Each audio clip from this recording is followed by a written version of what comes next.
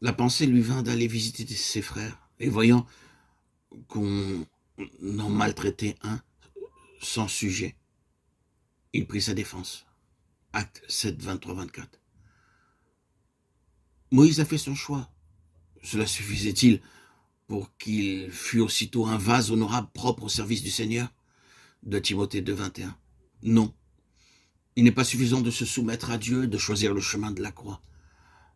La lutte avant le don de soi et la paix qui remplit le cœur lorsque cet acte est accompli peuvent faire supposer que le but est atteint alors qu'en réalité c'est seulement le début de la course. Car c'est uniquement lorsque l'homme s'est donné que Dieu peut agir en lui et le préparer pour l'accomplissement de ses desseins. Moïse ne se connaissait pas encore lui-même. Être instruit dans toute la sagesse de ce monde, être puissant en parole et en œuvre, ce n'est pas une préparation suffisante pour être un instrument utile entre les mains de Dieu. Hélas. Hélas, il est triste d'avoir à constater qu'en cette dispensation de l'Évangile, nous sommes souvent au même point que Moïse.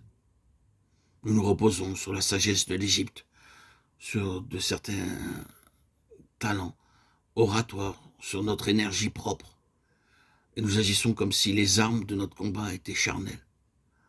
Forts de nos propres forces, nous allons de l'avant et découvrons notre erreur.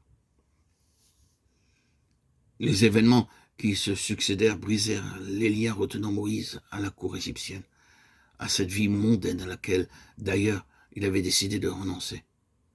Il est toujours ainsi quand nous marchons avec Dieu, son action intérieure sur le cœur et son action extérieure sur les circonstances de nos vies se combinent pour amener l'accomplissement de sa volonté. Si Dieu conduit l'homme à choisir le chemin de la croix, il permet des circonstances où se réalisera ce que le cœur a choisi. Ce sera peut-être du fait d'un acte inconsidéré, ou de quelques échecs, ou d'une autre faute manifeste. Quoi qu'il en soit, et tout à coup, tout change dans la vie du disciple.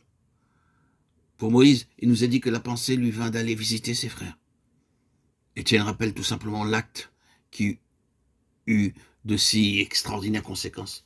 D'abord une pensée, puis un acte, et ensuite des résultats imprévus. Moïse sortit vers ses frères et il vit leurs durs travaux. Exode 2, 11. N'avait-il pas eu l'occasion de se rendre compte de leur état plus tôt, pendant qu'il vécut à la cour comme fils de la fille de Pharaon? Avait-il oublié son peuple et l'esclavage, où celui-ci était réduit? Ou bien, lorsqu'il y avait pensé, avait-il éloigné le sombre tableau qui se présentait à lui? La décision qu'il a prise de partager le sort de son peuple permet de supposer un travail intérieur préliminaire, sous le regard de Dieu. Ce Dieu qui avait épargné sa vie, alors que tant d'autres bébés innocents étaient morts dans les eaux du Nil. Moïse regarde et son cœur est ému. Les paroles d'Étienne font supposer que déjà à ce moment-là, il avait conscience de sa mission qui était de délivrer Israël. Comme on maltraitait un Israélite sans cause, il prit sa défense et frappa l'Égyptien. Ah, Moïse, Moïse, c'est ainsi qu'on fait en Égypte. Mais ce ne sont pas ici les voies de l'Éternel.